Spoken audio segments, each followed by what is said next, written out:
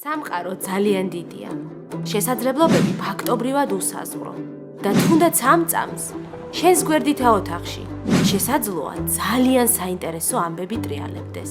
არსებობს ხალხი, ვინც ამ ყველაფერში პირდაპირ მონაწილეობს და უბრალოდ ისე მოხდა, რომ შენ ჯერ მათ არ იცნობ. მე ესმა ვარ და ჩემი მთავარი მიზანია ყველაფერი საინტერესო, რაც შენამდე ჯერ არ მოსულა, განვიხილო და ახალი შესაძლებლობები დაგანახო. ამას კი მხოლოდ მაშინ მოვახერხებ, თუ მზად იქნები შენი ხმა ყველას გავაგონოთ. მოკლედ, შემოგვიერთდი და ერთად გავიხედოთ ჰორიზონტს მიღმა. მოგესალმებით, რადიო ჩემი ხმა კვლავ პირდაპირ ეთერშია. გადაცემა ჰორიზონტს მიღმა დაგიბრუნდათ ცოტა ხნით, რათა კიდევ ორი გამოშვებით გავხედოთ ჰორიზონტს მიღმა. მე მისი წამყვანი კვლავ ესმა გუმბერიძე ვარ.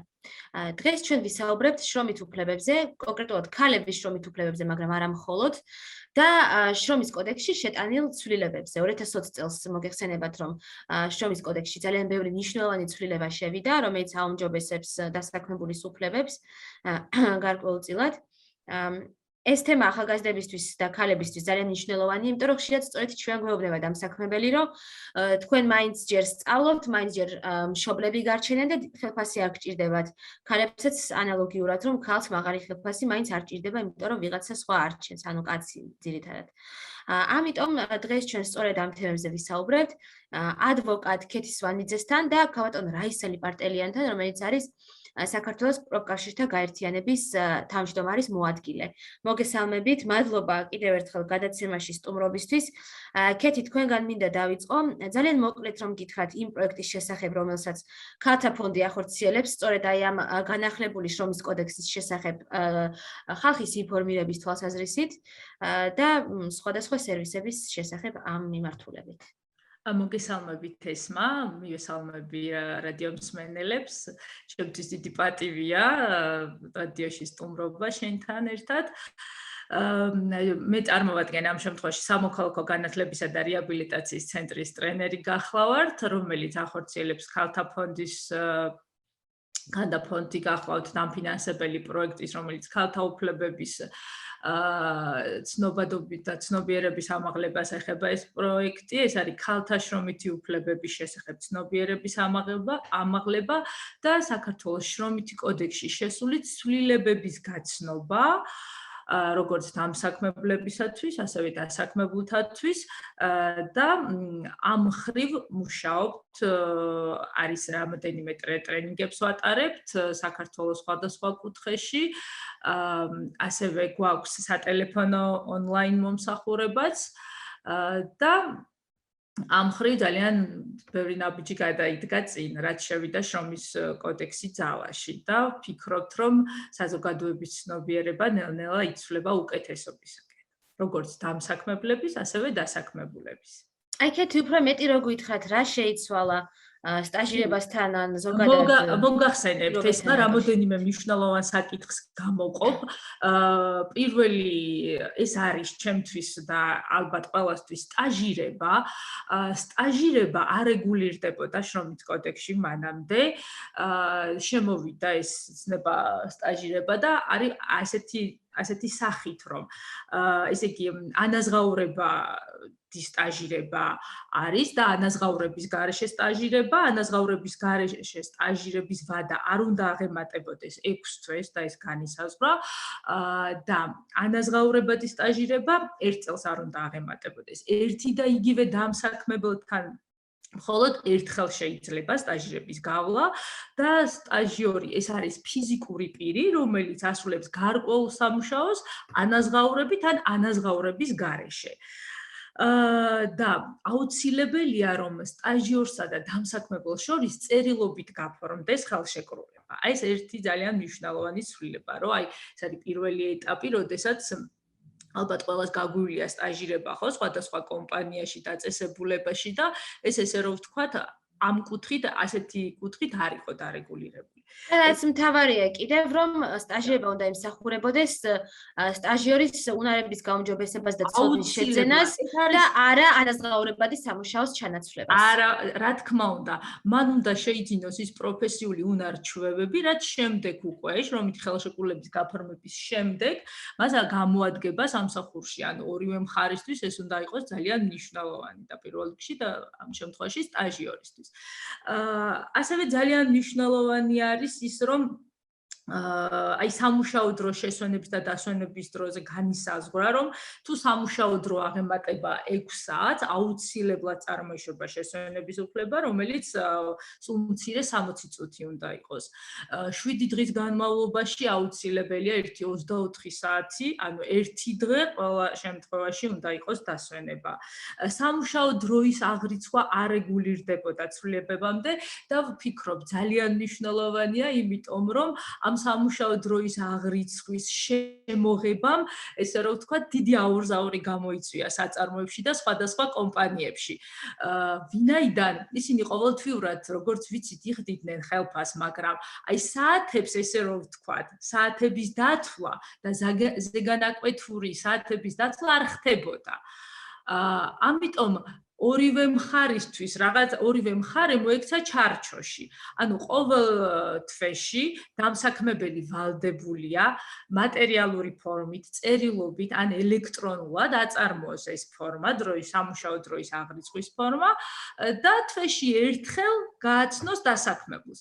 ანუ დასაქმებულისთვის კარგია, იმიტომ რომ ის აკონტროლებს, რამდენი საათი იმუშავა მან კვირაში, ქონდა თუ არა ზეგანაკვეთური ხომ თავად უკეთესად იცის და აი შემდეგ როგორც ხდება თანხის გამოყვანა, დაჯამება, ანაზღაურება, ამის კონტროლის ესე რომ ვთქვათ თავადაც აკონტროლებს, ანუ ცალკეულად არ ხდება მხოლოდ დასაქმებულის და შემდეგ უკვე შრომის ინსპექციაც აკონტროლებს ამ ყველაფერს. ამიტომ ამის ვალდებულება რომ წარმოიშვა, ეს არის ძალიან წინ გადადგმული ნაბიჯი, ესე რომ ვთქვათ, ეს ცვლილება. რაც შეეხება აქვე აღნიშნავ, რომ შრომის ეს დამატებითი ზეგანაკვეთური შრომა უნდა ანაზღაურდებოდეს აუცილებლად და თანაც გაზრდილი ტარიფით. კი, რა თქმა უნდა და ზეგანაკვეთური სამუშაოს ანაზღაურება, ესეთი ტერმინი შემოვიდა შრომის კოდექსში, ზეგანაკვეთური სამუშაოს ანაზღაურება, რომ ამ შემთხვევაში ეს არის უნდა ანაზღაურდეს ზეგანაკვეთური სამუშაოს შესრულების შემდეგ გადასახდელი ყოველთვის შრომის ანაზღაურებასთან ერთად. ეს შესაძლებელია, რომ დავალდებულება აქვს დამსაქმებელს, რომ ერთი კვირით ადრე აცნობს ზეგანაკვეთური სამუშაოს შესახებ, მაგრამ თუ არის ახლა ისეთი გარემოება, ანუ ობიექტური საჭიროებიდან გამომდინარე, შეიძლება მან ეს ვერ მოახერხოს ერთი კვირით ადრე ვერაცნობს, მაგრამ აი, როდესაც შეასრულებს ზეგანაკვეთურ სამუშაოს დასაქმებული, აი შრომის ანაზღაურებასთან ერთად, მან უნდა მიიღოს ის განსხვავებული ანაზღაურება, რაც არის კანონით უკვე დადგენილი წესით, ანუ ვერ აუვლის ამ ცვლილებას გვერდს. ერთი რაღაც მინდა ვთქვა ამ ცვლილების შემდეგ რა ხდება. დაიწყო ესე რომ ვთქვათ ვაჭრობა. ვაჭრობა დაუშვათ თუ 2 ლარს აძლევდნენ საათში 2 და 5 თეთრი იყოს ეს ზეგანაკვეთური, თუ 2 და 30. აი ეს არის ახლა ცოტა ისეთი თემა და ისეთი საკითხი რა. იმიტომ რომ დასაქმებლები ცდილობენ ის ხელფასი, რაც აქვთ, ანუ ფიქსირებული რაც ჰქონდათ, ეს გადაანაწილონ ზეგანაკვეთურზეც და ისე საათებზე. ამ შემთხვევაში ცოტა არ იყოს, ეს არ არის სასიამოვნო, მაგრამ ფაქტია, რაც ხდება. თუმცა ზოგიერთი დამსაქმებელი ასე არ ფიქრობს და ფიქრობს, რომ განსხვავებული უნდა იყოს უფრო მეტად ახლა ეს 5 და 10 თეთრზე არ არის და უფრო მეტ ესე რომ ვთქვათ ხო მაგრამ ძალიან ბევრი დამსაქმებელი დღემდე საერთოდ არ თვლიდა რომ ზეგანაკვეთურს ცალკე ანაზღაურებდეს ახლა 9-დან 6-მდე კი მიწერია მაგრამ მე რა რომ 9-დან 9-მდე ზიხარ ანუ ესეც წარმოდგენები იყო ეს არ თვლიდა მაგრამ ჩვენ ხომ რადგანაც ცვლილება შევიდა და ეს ხო წინ გადადგმული ნაბიჯია მაგრამ ჩვენ იმას არ ნიშნავს რომ ეს მოვარგოთ ყველაფერი ამ ანუ ჩვენი სიტუაცია მოვარგოთ ამ ცვლილებას, ანუ პროგრესულად დასაქმებულზეც ხომ უნდა ვიფიქროთ, ახლა 5 თეთრი და 10 თეთრი ძალიან ცოტაა. მოდი ესე რა თქმა ვთქვათ. უნდა. რა თქმა უნდა და ჩვენი კანონი ამას განსხვავებას არ აწესებს კონკრეტულ ტარიფს, რაღაც მინიმალურს და ამიტომ არის განსხვავებას ეს ანუ გამოწვევა. უნდა იყოს იმაზე მეტი, ვიდრე საათში დაუშვათ საათში თუ აძლევს 2 ლარს, 2 ლარზე მეტი უნდა იყოს. კი. რაც შეეხება აი შვებულების თემები არის ძალიან მტკივნეული და ხელფასის, რომ შვებულებას არ მაძლევს და ხელფასს არ მაძლევს აი მაგ თემაზე ვისაუბროთ. ეხლა აი შვებულებაზე, აი რა შევიდა ცვლილების შემდეგ შვებულებაზე, რომ როდესაც შრომითი ხელშეკრულება წყდება დამსაქმებლის აი ცვლილება რაც არის, ამაზე ვამახვილებ ყურადღებას დამსაქმებლის ინიციატივით. როდესაც წყდება შრომითი ხელშეკრულება. იგი ვალდებულია დასაქმებულს აუნაზღაუროს გამოუყენებელი შვებულებითი შრომითი ურთიერთობის ისა პერიოდი ხანგრძლივ, ანუ ის პროპორციულად რაც არ გამოიყენა მან შვებულება, გამოუყენებელი შვებულება. აი ეს ვალდებულება ჩაიდო. ასევე, როდესაც იდება შრომითი ხელშეკრულება, ბათილია ისეთი პირობა, რომ თუ არს ამბობ შენ ანაზღაურებადი შვებულების გამოყენებაზე. აი ეს ცვლილება შევიდა ამ ხრივ კოდექსში, ანუ ეს საკითხი. ეხლა არის კიდევ ესეთი საკითხი, როდესაც მშობიარობის ორსულობის შემდეგ დავუშვათ გამოდის სამსახურში ქალბატონი, თუმცა შეუძლია უკვე ბავშვის მოვლის გამო მამაკაცმაც ისარგებლოს ამით ამ დროს აღნიშნული შვებულების გამოყენება გახავთ დედის ექსკლუზიური უფლება, თუმცა ბავშვის მამას აქვს უკვე უფლება ისარგებლოს აღნიშნული შვებულების იმ დღეებით, რომლებიც ბავშვის დედას არ გამოუყენებია. მე ასევე მინდა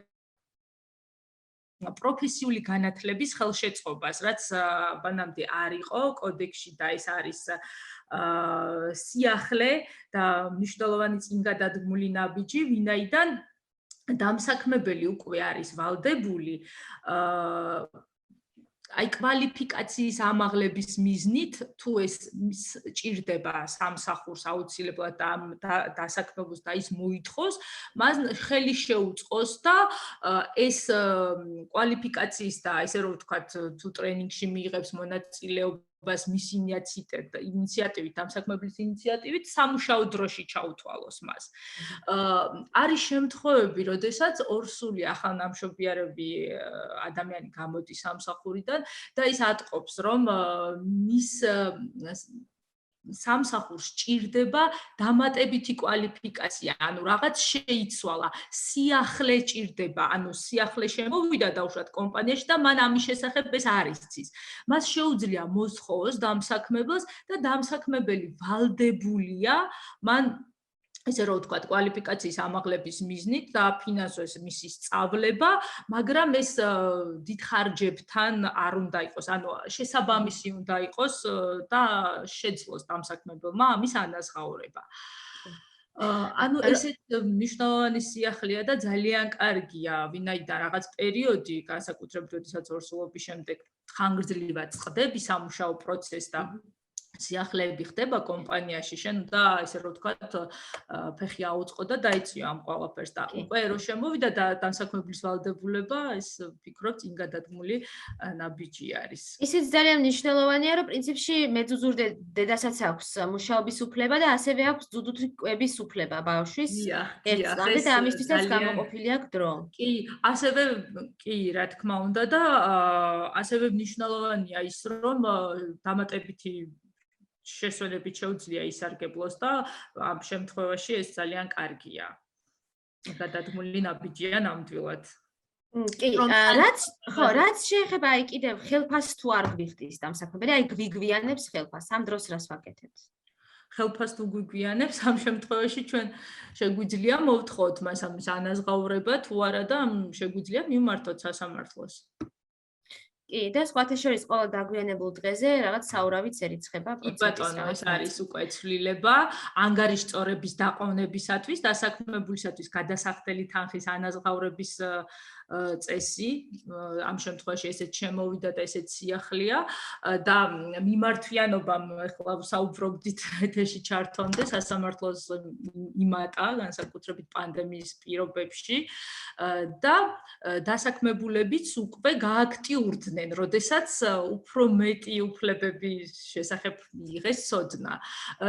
იმასაც გეტყვით, რომ არიან კომპანიები, რომლებიც დასაქმებულებს შრომით უფლებებზე ტრენინგებს უტარებენ. უკვე ამ ცვლების შემდეგ და ეს ძალიან მომწონს და მივესალმები ამას, იმიტომ რომ ყველამ უნდა იცოდეს თავიანთი უფლებების შესახებ და ხშირად ახლა ყოველს შრომის კოდექსთან შეიძლება წვდომა არ ქონდეს, მაგრამ ამ ინფორმაციის მიწოდება თუ ამას განსაკუთრებით კომპანიის ხელმძღვანელი მოახერხებს, ეს ძალიან კარგია.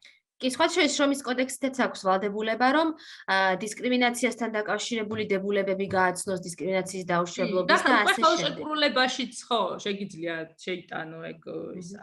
ასევე საინტერესოა ისიც, რომ შრომის შინაგანა წესი გახდა შრომის ხელშეკრულების შემადგენელი ნაწილი და ესეც ძალიან მნიშვნელოვანია, იმიტომ რომ შინაგანა წესით ხანდახან არა უმეტეს შემთხვევაში რეგულირდება ისეთი საკითხები, რაც შეიძლება არ იყოს სპეციფიკური, რაც ცალკეულ კომპანიას და დაწესებულებას აქვს.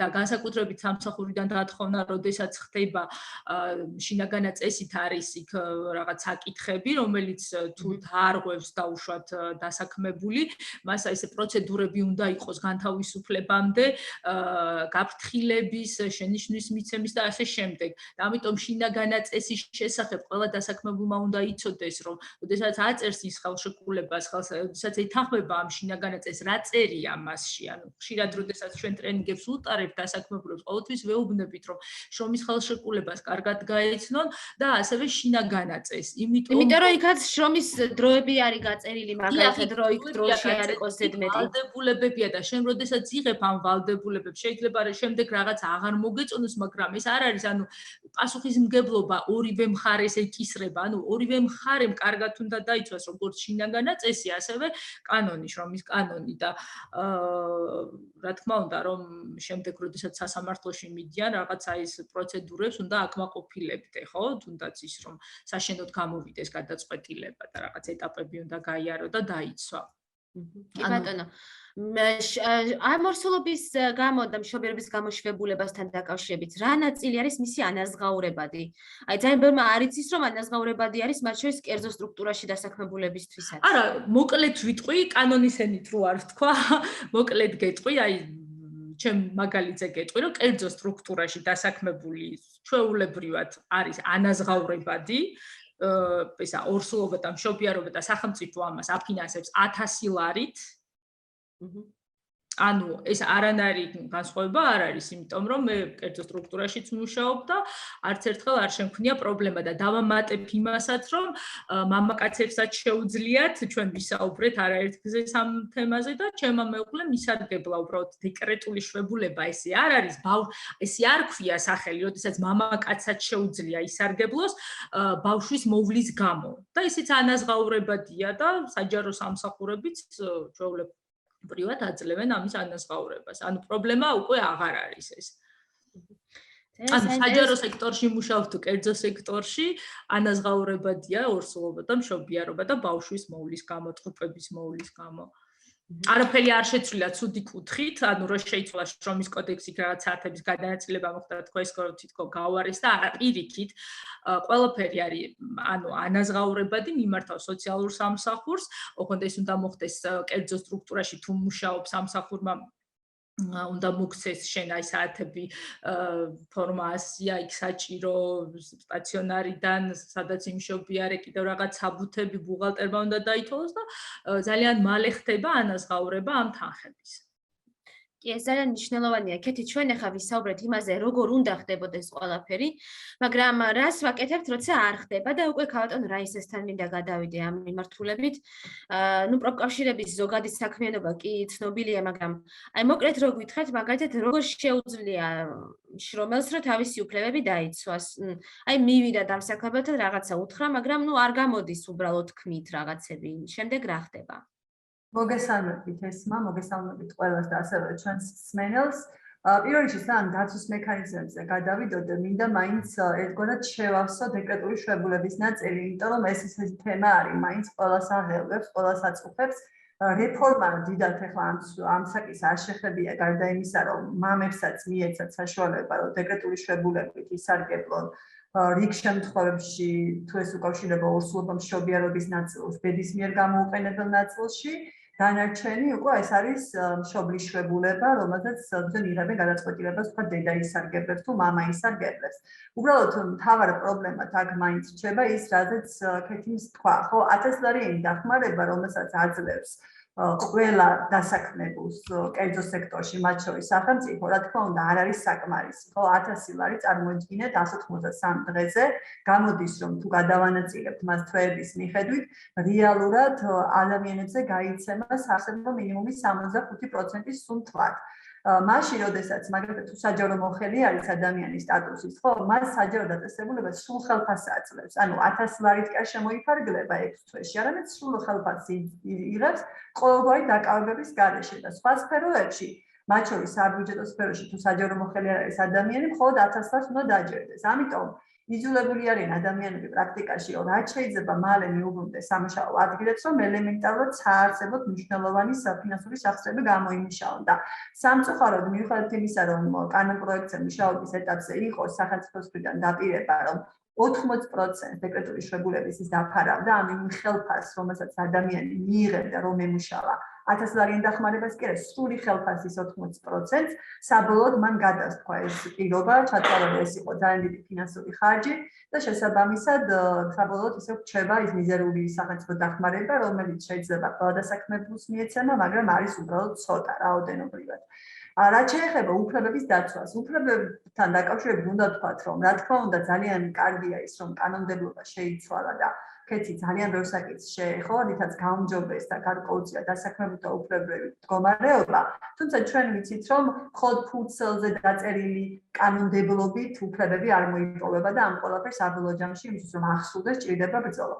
როდესაც დამსაქმებელი არ ასრულებს ამ ვალდებულებებს, ხომ ამ მიმართულებით ყველაზე მნიშვნელოვანი ინსტრუმენტი და სიახლე, რაც შეიქმნა, რაც არის ფიქრობ, თავარი მონაპოვარი ამ რეფორმის, რასაც მაგალითად პროკავშირებით 15 წელია ვითხოვთ 2016 წლიდან, ეს ეხება ზედამხედველობის მექანიზმის შექმნა შრომით უფლებებზე. იმიტომ რომ 2015 წლამდე საერთოდ არავინ არ ეკონტროლებდა შრომით უფლებებს, 2013-ში კი შეიცვალა რაღაცეები შრომის კანონმდებლობაში და თითქოს ფურცელზე უფლებები არც თუ ისე ცუდად გამოიყურებოდა, თქვა 2006 წელთან შედარებით, მაგრამ არ სრულდებოდა და რა თქმა უნდა, ნებისმიერი კანონმდებლობა თუ მის აღსრულების მექანიზმს არ მოაყოლებს სახელმწიფო, არც ერთი არ შესრულდება. ამიტომ რეალურად ამან არ გაუმჯობესება მდგომარეობა. საბოლოო ჯამში დიდი ბრძოლის შედეგად შევძლებთ ის, რომ 2015 წლიდან შრომის ინსპექცია შეიქმნა, მაგრამ შეზღუდული მანდატით, შემდეგ მან დაფარა შრომის უსაფრთხოების საკითხები და ყველგან ამოწმებდა შრომის უსაფრთხოებას უკვე 2018-2019 წლიდან და რჩებოდა უფლებები, მათ შორის რაც ვახსენეთ, რომ იჩებულება იქნება სამუშაო საათები თუ ასე შემდგომ. ერთის მხრივ, ყველა ეს საკითხი უშუალოდ მასში არის, თუნდაც შრომის უსაფრთხოებასთან და არ არის სწორი, თუნდაც შინაარსობრივადაც უფლებების ერთმანეთთან გამიჯნა, იმიტომ რომ ესენი ურთიერთდაკავშირებულია. ის რომ ადამიანი მუშაობს ზეგანაკვეთურად ღამის სამუშაოებზე, არ აქვს შესვენება, დასვენება, ვერ სარგებლობს შებულებით, რა თქმა უნდა ეს რისკებს უსაფრთხოების კუთხით და ესეც არის ხოლმე ხშირად მიზეზი საწარმოო შემთხვევების. ამიტომ საბოლოო ჯამში მთავარი რეფორმის მნიშვნელოვანი მიღწევა არის ის, რომ უკვე 2021 წლიდან შრომის ინსპექცია ზედამხედველობს შრომითი უფლებების აღსრულებას, ასევე დისკრიმინაციის მიმართულებას. დასაქმებულებისთვის, როდესაც აღსრულდება უფლებები, რა თქმა უნდა, მათ სტანდარტულად შეიძლება გამიმართოს სასამართლო, შეიძლება მიმართოს შრომის ინსპექციას, მაგრამ მთავარი რა არის ერთი, რომ ადამიანებმა იცოდნენ თავიანთი უფლებების შესახებ და მე ის რომ ადამიანებს გაუწიოს ვინმე დახმარება და იმისთვის რომ აი ეს რეალურად შრომითი უფლებები რეალიზებული იყოს, ამის საუკეთესო ინსტრუმენტი, რომელიც უბრალოდ უკეთესი მსოფლიოში არ არის გამოგონებია, ეს არის სწორედ პროფესიული კავშირი, რომელიც აძლევს დასაქმებულებს საშუალებას, რომ ერთობლივად იბრძოლონ შრომითი უფლებების. ერთის მხრივ ის, რომ შრომითი უფლებების დაცვა ზოგადად რთულია, იმიტომ რომ დასაქმებული და დამსაქმებელი უფლებრივად თანასწორი არ არიან ბუნებრივად, ხო? ყოველთვის დამსაქმებელი ძლიერი მხარეა. ამიტომ ინდივიდუალური ბრძოლები, როგორც წესი, თავდება მარცხით. აქედან გამომდინარე ძალიან მნიშვნელოვანია ურთიერთსოლიდარობა და დასაქმებულთა გაერთიანება საერთო მიზნებისთვის, შრომითი უფლებების დაცვისთვის და შესაბამისად პროპკავშირი არის ამის საუკეთესო მექანიზმი. მით უმეტეს რომ ჩვენი კანონმდებლობით არ არის რთული პროპკავშირების შექმნა პროცედურულად და მეორე მხრივ პროპკავშირებს აქვს ძალიან ბევრი ბერკეტი, კანონით მინიჭებული ბერკეტი, რომელიც არ აქვს ინდივიდუალურ დასაქმებულს ან თუნდაც დასაქმებულთა ჯგუფს, რომელსაც არ აქვს ესეთი ორგანიზებული ფორმა. მაგალითად რა, ხომ პრობლემები როდესაც იქნება სამუშაო ადგილებზე, რა თქმა უნდა, პირველ რიგში, სანამ რაღაც მექანიზმებზე დავიწყებთ საუბარს, ძალიან მნიშვნელოვანია კომუნიკაცია მხარეების ერთმანეთთან. და ჩვენ რას ვხედავთ, რომ უფლებები ირღვევა, დამსაქმებლები როგორც წესი უარს აცხადებენ მოლაპარაკებებზე და ძალიან ხშირად ეს თავდება გაფიცვით. კანონის მიხედვით ვალდებულება აქვს დამსაქმებელს, როდესაც პროფესიული კავშირი გამოდის კოლექტიური მოლაპარაკებების და შრომითი უფლებების გაუმჯობესების ის ვალდებულია, რომ მოლაპარაკებებში ჩაერთოს. რა თქმა უნდა, არავინ ვერ დაავალდებულებს კანონი, რომ აუცილებლად რაღაცა შეთანხმდნენ და კონკრეტულ შეთანხმებამდე მივიდნენ, მაგრამ მოლაპარაკებებში ჩართულობას ავალდებულებს და თუ ის ამაზე უარს აცხადებს და ძალიან ხშირად ხდება ესეთი შემთხვევები სამწუხაროდ, აი უკვე წლევანდელი წლიდან შრომის ინსპექციის მანდატში ასევე შედის ის, რომ ის ნორმები, რომელიც უკავშირდება კოლექტიურ მოლაპარაკებაზე უარს, მაგალითად, ან ძალიან ხშირია, რომ აი დავების, გაფიცვების შედეგად მხარეები აღწევენ შეთანხმებას, მაგრამ არ სრულდება. უკვე მასზე აღსრულების მექანიზმით შემოვიდა კანონმდებლობაში, შრომის ინსპექცია მხოლოდ კანონმდებლობის შესრულებას არ ზედამხედველობს, არამედ კოლექტიური შეთანხმებების, სამედიაციო შეთანხმებების თუ ამ სფეროში საარბიტრაჟო გადაწყვეტილებები არსებობს, მათზე ზედამხედველობას. ამას გარდა უფლებების დარღვევის ძალიან ხშირი მიზეზი არის ისიც, რომ ადამიანებმა უბრალოდ არ იციან თავიანთი უფლებების შესახებ. შესაბამისად, აი ის თუნდაც ის პროექტი, რომელიც თქვენ ახსენებთ და ასევე ზოგადად სხვადასხვა ტიპის ცნობიერების ამაღლების კამპანიები არის ძალიან მნიშვნელოვანი და პროფესიული კავშირის ერთ-ერთი მთავარი ფუნქცია ასევე არის ის, რომ იზრუნოს ერთად ცნობიერების ამაღლებაზე. ის კი არა, რომ მხოლოდ როდესაც ირღვევა უფლება, მაშინ აღმოუჩინოს დახმარებას არჩევი მომზადოს საჩივარი შრომის ინსპექციის სახელით და ასე შემდგომ, არამედ წინწრებათაც ინფორმირებული იყვნენ მისი წევრები იმ ძირითადი საკანონმდებლო რეგულაციების შესახებ, რომელიც შედეგობრივად უნდა რომელმაც უნდა გააუმჯობესოს მათი უფლებრივი მდგომარეობა. აი რა არის ქალბატონო რაისა, იცით კიდე საინტერესოა პროპკავშირში გაერთიანებას რამდენად უშლის ხელს. საერთოდ დამსაქმებლები ადგილზე ცდილობენ ხოლმე რომ დასაქმებულები ერთგვარ კონკურენციაში შეიყვანონ ერთმანეთთან, რაღაცნაირად დააპირისპირონ, მაგალითად ესეთი რაღაც არის რომ ერთმანეთს არ უნდა უთხრან, ვინ რამდენ ხელფასს იღებს, ხო ვთქვათ? ესეც ხო ძალიან ხელის შემშლელი შეიძლება იყოს, რომ იმაში რომ აი გაერთიანდნენ და რაღაც საერთო მოთხოვნები წამოაყენონ. რა თქმა უნდა, ძალიან ბევრი ფაქტორია, რომელიც ხელს უშლის პროპკავშირულ გაერთიანებებს შექმნაში და შემდგომ უკვე საქმიანობაში და ამისთვის დამსაქმებელი ძალიან ბევრ ბერკეტს იყენებს, ხო? მათ შორის გარდა იმისა, რომ თქვათ ხელშეკრულებებს დებენ, სადაც ძალიან ბევრი მუხლი ხელშეკრულების არის კონფიდენციალური და უფრო მეტიც კონფიდენციალობის დარღვევის შემთხვევაში არის ხოლმე კოლოსალური ჯარიმები. რა თქმა უნდა, ძალიან ბევრი ესეთი მუხლი კანონსაწინააღმდეგოა, მაგრამ თუ ადამიანებმა არ იციან, რომ რეალურად ეს კანონთან კონფლიქტშია, აი ეს ძალიან საინტერესოა, ანუ არა აქვს დამსაქმებელს უფლება, რომ კონფიდენციალური მუხლები შეიტანოს ხელშეკრულებაში, თუ როგორ რეალობას უნდა ქონდეს თავისი წინაპირობა, ხო? რატომ არის საჭირო ესა თუ ის მუხლი გახდეს კონფიდენციალური და უნდა იყოს დასაბუთებული ყველა თითოეული შემთხვევა და არა ისე, რომ თლიანად ხელშეკრულების ფარგლებში თუ რამე ხდება, იყოს ხოლმე კონფიდენციალური. რაც საბოლოო ჯამში ნიშნავს იმას, რომ საერთოდ ხელს უსპობს ადამიანს იმის საშუალებას, რომ უბრალოდ უფლებებისთვის იბრძოლოს, იმიტომ რომ იმისთვის, რომ ვიღაც დაეხმაროს არჩევი მომზადოს ან ვიღაცას მიმართოს დახმარებისთვის, ხო, მინიმუმ ის ხელშეკრულებას უნდა გაეცნოს, ხო, მხარე. შესაბამისად, ესეც არის ის გარემოება, რომელიც საბოლოო ჯამში ასუსტებს დასაქმებულებს, იმიტომ რომ შიშის გამო ისინი არასაჯაროებენ ამ პირობებს, განსაკუთრებით ახლა ძირითადი დავები, რა თქმა უნდა, სხვა უფლებებთან დაკავშირებით არის ხოლმე ყოველთვის, მაგრამ ძირითადი წამყვანი მაინც არის ხოლმე ეს ფინანსური ასპექტები, ხო, მათ შორის ხელფასების მატება და ასე შემდგომ. თუ კი ეს იქნება კონფიდენციალური და დასაქმებულებს არ ექნებათ ხელმისაწვდომობა სხვა ადამიანების ხელფასებზე, ცხადია ძალიან რთულია ასეთ პირობებში დავა. მით უმეტეს, როდესაც ხელფასების საკითხი ძალიან მნიშვნელოვანია, თქვა დისკრიმინაციული მიდგომები, ხო, როდესაც სქესის ნიშნით, თქვა ვიღაცას ნაკლებს უხდიანან, თქვა თავისი პირადი პრეფერენციების მაგალითად ნახოდელია იქ ნეპოტიზმია რაღაცა უამრავი რაღაც არის ხოლმე მიზეზი იმისა, რომ შეიძლება რომელიღაცა თანამშრომელი უფრო წაახალისოს, ვიდრე სხვა თანამშრომელი მიუხედავად იმისა, რომ შეიძლება ის სხვა თანამშრომელი გაცილებით უკეთესი კვალიფიკაციით და უფრო პროდუქტიულიც იყოს და უფრო შედეგიანიც მისი საქმიანობა ამა თუ იმ დაწესებულებაში. რა თქმა უნდა, ესეც არის ერთგვარი ბერკეტები იმისთვის, რომ დასაქმებულთა ერთობას ხელი შეეშალოს, უფრო მეტიც გეტყვით, რომ აპრობირებული პრაქტიკაა და საქართველოს სამწუხაროდ არ არის გამონაკლისი ეგრეთ წოდებული ყვითელი პროფკავშირების შექმნის. ანუ რას ნიშნავს ეს, როდესაც დამსაქმებელი თავისი ინიციატივით ქმნის პროფკავშირებს, ხო, პროფესიული კავშირები და ეს არის დასაქმებულთა თავისუფალი ნიების გამომწვევ შედეგად შექმნილი ორგანიზაცია და ხდება ხოლმე ის, რომ დამსაქმებლები თვითონ ქმნიან ამ პროფკავშირებს, შეაჩერენ ვინმე მათთვის სანდო პირს და ჩამოაყალიბებენ ეგრეთ წოდებულ პროფკავშირს. მიზანი არის ის, რომ ხელი შეეშალოს დამოუკიდებელი პროფესიული კავშირების საქმიანობასთან კანონის მიხედვით უკვე დასაქმებულებს უფლება აქვთ, რომ მაგალითად შრომის უსაფრთხოების საკითხში წარმომადგენელი ყავდეთ და დასაქმებულთა წარმომადგენლები ასევე უფლებების ნაწილში და ეს არჩევითი პოზიციები არის, ხო? რა თქმა უნდა, თუ ეხლა წაახალისებ შემთხვევაში პროფკავშირებს და ასევე გაწევრიანებასაც წაახალისებ იმ კუთხით და გვაქვს ესეთი პრაქტიკებიც, როდესაც დასაქმებული იწყებს მუშაობას და ორ განცხადებას აწერს პარალელურად ხელს, ერთი რომ მიიღეს სამსახურში და მეორე რომ აი ამ პროფკავშირში გამაწევრიანე და წარმოუდგენია რა პროფკავშირია საერთოდ საუბარი, ხო? და რა თქმა უნდა, ესეთი მექანიზმები და არასდროს უნდა ვთქვათ, რომ საქართველოში კი არა, არც ერთ ქვეყანაში მაინც და მაინც ახლა დამსაქმებლები არიან ხოლმე მოხარული პროფესიული კავშირების არსებობის სამუშაო ადგილებზე.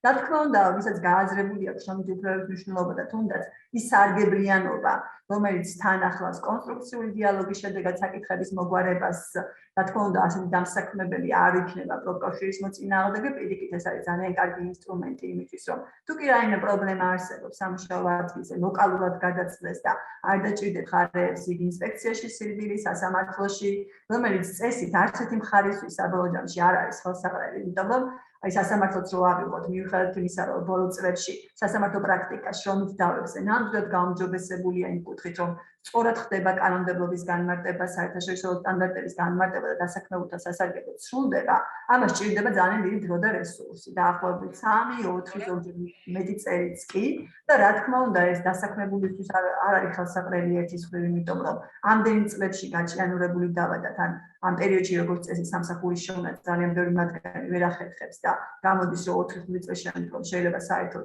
გაკოტრებული იყოს და არაფერი აღარ შეეჩეს, იმიტომ რომ ყველას რაღაც საბანკროტებულება აქვს და თავის ყოველდღიური საჭიროებები და დამსაქმებლების მხრიდანაც რა თქმა უნდა, როდესაც ის ააგებს დავას, რაც რო ჭიანურდება ეს დავა, მისი ფინანსური ხარჯი კიდევ უფრო იზრდება, ხო? შესაბამისად, ორივე მხარისთვის თანაბარი ინტერესია მათი, რომ მაქსიმალურად მოახდინონ დავების პრევენცია და თუ ასეთი დავები არსებობს, ლოკალურად ეს მოაგვაროს და ეს მოლაპარაკებები ამისთვის პროფკავშირების ჩართულობით, კოლექტიური მოლაპარაკებები არის საუკეთესო საშუალება, რომელსაც უბრალოდ არ გააჩნია ალტერნატივა.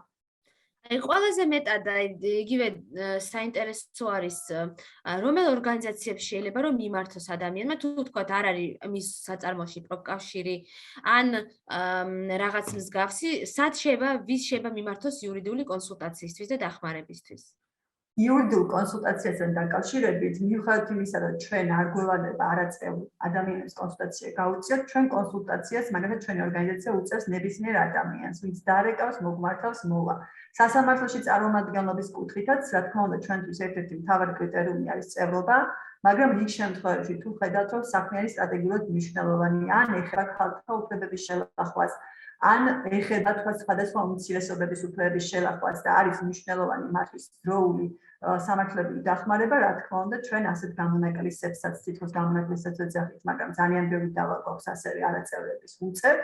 სხვა მხრივ კონსულტაციების მიღება არ ვიცი ხარ სხვადასხვა ორგანიზაციები რა თქმა უნდა მუშაობენ შრომით უფლებებზე, მაგრამ უნდა ვთქვათ, რომ იგივე შრომის ინსპექციაც, ხო, რომელიც არის ზედამხედველი ორგანო მისი მთავარი ფუნქცია არ არის სადამსჯელო სანქციების ამოქმედება. ეს არის პირველ რიგში პრევენციული ინსტიტუტი, თელსოფლიოში ესია და მას ევალება კონსულტაციების გაწევა. დასაქმებულებისთვის, დამსაქმებლებისთვის შეუძლია დაარეკონოს ხელხაზე და მიიღონ შესაბამისი კონსულტაციები და თუ ხედავენ უფლებები ირღვევა, აი ეს სახელმწიფო მექანიზმი არის ისევ და ისევ შრომის ინსპექცია, სადაც ნებისმიერ დასაქმებულს შეუძლია მიმართოს თუ თვის მისი უფლება ირღვევა და ინსპექციას უკვე აქვს ვალდებულება მაქსიმუმ 2 თვის ფარგლებში განიხილოს მისი საჩივარი და მოახდინოს სათანადო რეაგირება. თუ არის ისეთი შემთხვევა, როდესაც რაღაც მყისერი საფრთხეები არსებობს ადამიანების ჯანმრთელობის და უსაფრთხოების თვალსაზრისით, მაშინ ინსპექცია არ უნდა ელოდებოდეს 2 თვეს და მას აქვს ვალდებულება დაუყოვნებლივ რეაგირება მოახდინოს, ხო? გააჩნია თვითონ დარღვევის სიმძიმესაც, ხასიათსაც და ასე შემდგომ. შესაბამისად, რადგანაც უკვე არსებობს ესე, თან რა არის მნიშვნელოვანი, ხო? ძალიან ხშირად ადამიანებს ეშინიათ დავის და გასაჯაროების იმისა, რომ ისინი რაღაცნაირად აპროტესტებენ ამ შრომით პირობებს. ეს შიშის ფაქტორი მართლაც არსებობს სამწუხაროდ და ყოველდღიური ცხოვრების ნაწილია ჩვენი, ამიტომ მნიშვნელოვანი ადამიანებმა იცოდნენ ის, რომ უკვე ამ მექანიზმის გამოყენება ახალი კანონმდებლობის შესაბამისად შესაძლებელია იმგვარად, რომ მისი ვინაობა იყოს კონფიდენციალურად შენახული. ანუ რა გულისხმობს ეს? შეიძლება დასაქმებულმა მიმართოს, რომ მისი უფლება ირღვევა და ინსპექციას არ აქვს არათუ ვალდებული უფლება არ აქვს საერთოდ გაასაჯაროოს იმ პირის ვინაობა, ვინც მიმართა მას ზედამხედველობისთვის.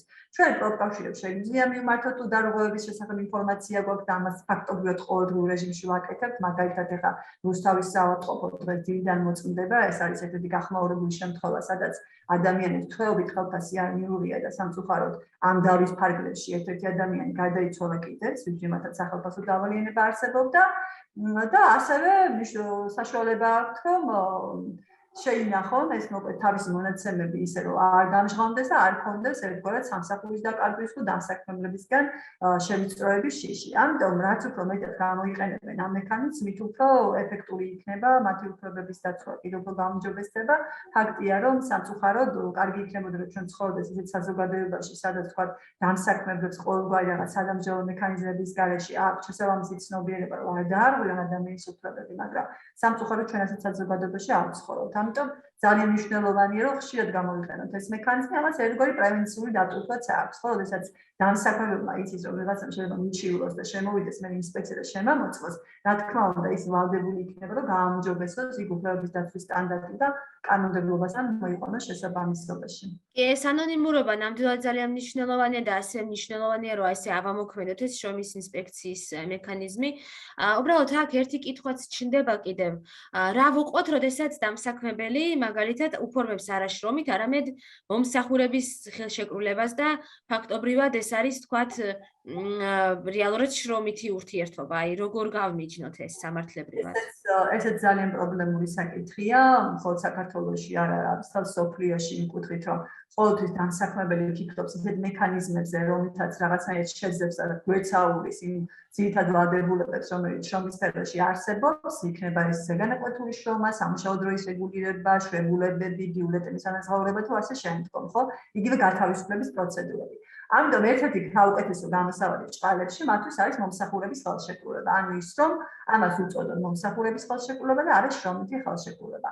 განსხვავებას რაც შეეხება მთავარი სასამართლო პრაქტიკა ჩვენ მქონია ესეთი დავები, ახლაც გვაქვს მიმდინარე დავები და რა არის მნიშვნელოვანი, რომ არ აქვს არანაირი მნიშვნელობა იმას თუ რა ქვია ჩვენს ხელშეკრულებას.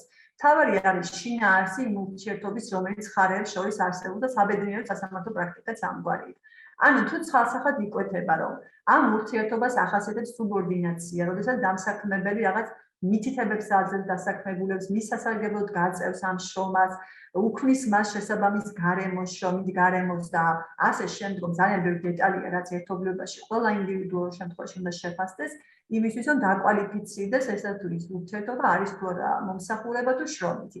როგორც წესი, ასევე განმასხვავებელი არის ხოლმე გრძელვადიანობა, როდესაც ეს არის ხანგრძლივადიანი ურთიერთობა, როდესაც ესა თუ ის ფუნქციები მუდმივად ჭირდება ამა თუ იმ კომპანიას და შესაბამისად ცხადია, რომ აქ საჭიროა ადამიანის სამსახურში აყვანა და არა რაღაცა მომსახურების გაწევა, რომელიც შეიძლება იყოს მოკლევადიანი ან ერთჯერადი ან ასე შემდგომ. ამიტომ ბევრი კრიტერიუმი არის, მაგრამ მთავარი არის ის, რომ აი ეს და ქვემდებარეობა, რომელიც გულისხმობს იმას, რომ ძირითადი ამ ურთიერთობებში განსაზღვრელი ჩემი პირობების და მიმღები ამ ჩემი სერვისის არის დამსაქმებელი, უკვე საკმარისია იმისთვის და ქმნის იმის საფუძველს, რომ ეს მიჩნეული იქნას შრომის ხელშეკრულებას და არა მომსახურების ხელშეკრულებას. ჩვენ ამ კუთხით დავიწყეთ ახლა უკვე შრომის ინსპექციის მექანიზმის გამოყენებაც, იმიტომ რომ სასამართლოში უფრო გრძელვადიანია ამ ყველაფრის ტკიცება და უფრო რთულია ცხადია, ხო?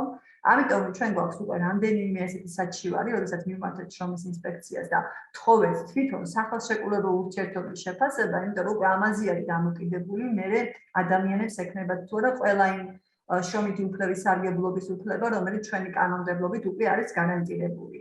და ნახოთ თვითონ ეს ზედამხედველი მექანიზმი როგორ პრაქტიკებს დაადგენს. ძალიან საინტერესო იქნება მართლა ახალი მექანიზმია და მათ აქვთ იმის შანსი, რომ ეხლა რაღაც პრეცედენტები შექმნან. ასევე საინტერესოა თვითონ ანუ მარტო დასაქმებულს აქვს მაგალითად ესე ანონიმური საჩივრის გაგზავნის უფლება თუ აი ვთქვათ კლიენტს აი მაგალითად მაღაზიაში მყიდველს თუ აქვს უფლება, რომ აი ესე დაინახა, რომ დამსაქმებელი არღვევს ვთქვათ დასაქმებულის შრომით უფლებს. თუ აქვს უფლება, რომ ის საჩივარი პრინციპში ანონიმური თუა, ალბათ მაინც აქვს უფლება, ხო? ხო, ძალიან კარგი კითხვა, რა კუთხით. ერთგვარად არსებობს განსხვავებული სტანდარტი, უფლების დარღვევა ეხება შრომის უსაფრთხოებას თუ სხვა ტიპის უფლებებს. თუ შრომის უსაფრთხოების სტანდარტების დარღვევას ეხება, შეუძლია ნებისმიერმა ადამიანმა შეიტანოს საჩივარი იმის მიუხედავად პირდაპირ ეს ეხება თუ არა მას. მაგალითად, მივდივართ მშენებლობაზე ვხედავთ დარღვევას, ვხედავთ სადღაც ირღვევა COVID რეგულაციები და მიმართავთ შრომის ინსპექციას, მე პირადადაც არა მხოლოდ როგორც ორგანიზაციის წარმომადგენელს, ეს მექანიზმი არაერთხელ გამომიყენებია და მიმართავ შრომის ინსპექციისთვის. რაც შეეხება იმ უფლებების ნაწილში, ეს გამყიდველი შემთხვევა რო ახსენეთ, ხო? აქ მხარე უნდა იყოს დაინტერესებული. დაინტერესებული მხარე რას ნიშნავს, რომ მესამე პირი კი ვერ იდავებს ამაზე, ეს უნდა იყოს დასაქმებული თვითონ უშუალოდ, ან იმავე დაწესებულებაში დასაქმებული, ან პროფესიული კავშირი, ან სახალხო დამცველი. სხვა პირს, რა თქმა უნდა, ხა საჩივრის დაწერას ვერ აუკრძალავთ, მაგრამ ინსპექციას არ აქვს რეაგირების ვალდებულება და აქაც ალბათ განმარტება არის საჭირო ეს კონფიდენციალურობა რო ახსენეთ და ანონიმურობა. მნიშვნელოვანია რა, რომ კონფიდენციალურობა და ანონიმურობის შენარჩუნება ხდება დამსაქმებლის წინაშე და არა შრომის ინსპექციის წინაშე. როდესაც უფლებებს ეხება საქმე, შრომის ინსპექცია ყოველთვის არკვევს საჩივრის ეტაპზე, დასაშვებობის ეტაპზე, არის თუ არა ის პირი, ვინც მას მიმართა დაინტერესებული მხარე. ანუ არის თუ არა დასაქმებული, არის თუ არა პროფესიული კავშირი, ან სახალხო დამცველი. თუ ის არის ვინმე გარეშე პირი, მაშინ როგორ ვთქვით, რეაგირების ვალდებულება მას არ აქვს. ამიტომ ინსპექციისთვის ეს ადამიანი იდენტიფიცირებულია ყველა შემთხვევაში, მაგრამ დამსაქმებლისთვის ის არ არის იდენტიფიცირებული. ეს არის განსხვავება. გასაგებია. ძალიან დიდი მადლობა ქეთის ქალტონა რაისა თქვენს დღევანდელი გადაცემისთვის და ვფიქრობ მნიშვნელოვანი იქნება რომ ანუ ყოველი ადამიანის მოვალეობაა და ვალდებულება რომ გარკვეულწილად ეს მექანიზმები ავამუშაოთ და წვლილი შევიტანოთ იმაში რომ ეს შრომითი უფლებების კულტურა და რაღაცნაირად დაინერგოს და ის სტერეოტიპი რო გვაქვს რომ ეხა ნუ დამსაქმებელი რაღაცა ხო მონათმფლობელია და აქ უფლება რაც უნდა ის მოთხოვოს დასაქმებულს რომ ეს რაღაცა სტერეოტიპი დაიმსხვრეს და პრინციპში მხოლოდ იმ კონკრეტული შრომითი ხელშეკრულების დაკისრებული მოვალეობის შესრულების ვალდებულება აქვს დასაქმებულს და არა სხვა ნებისმიერი ვალდებულების და ზეგანაკვეთური შრომის და ასე შემდეგ თავისი თანხმობის გარეშე. თქვენ კი მაყურებელს მინდა რომ დაგემშვიდობოთ კითხვების შემთხვევაში, საჭიროების შემთხვევაში შეგიძლიათ მოგმართოთ ჩვენ და ჩვენ დაგაკავშირებთ უკვე პროკავშირებთან თუ ქეთისთან თუ სხვა იურიდიული დახმარების გამწევ ორგანიზაციებთან. ყველას წარმატებები მინდა გისურვოთ და ორი კვირის დაგემშვიდობებით დროებით.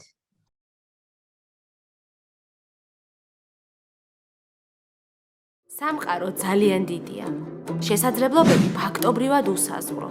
და თუნდაც ამ წამს შენს გვერდითა ოთახში შესაძლოა ძალიან საინტერესო ამბები ტრიალებდეს.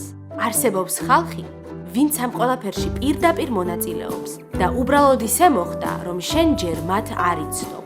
მე ესმავარ და ჩემი მთავარი მიზანია ყველაფერი საინტერესო, რაც შენამდე ჯერ არ მოსულა, განვიხილო და ახალი შესაძლებლობები დაგანახო. ამას კი მხოლოდ მაშინ მოვახერხებ, თუ მზად იქნები შენი ხმა ყველას გავაგონოთ. მოკლედ, შემოგვიერთდი და ერთად გავიხედოთ ჰორიზონტს მიღმა.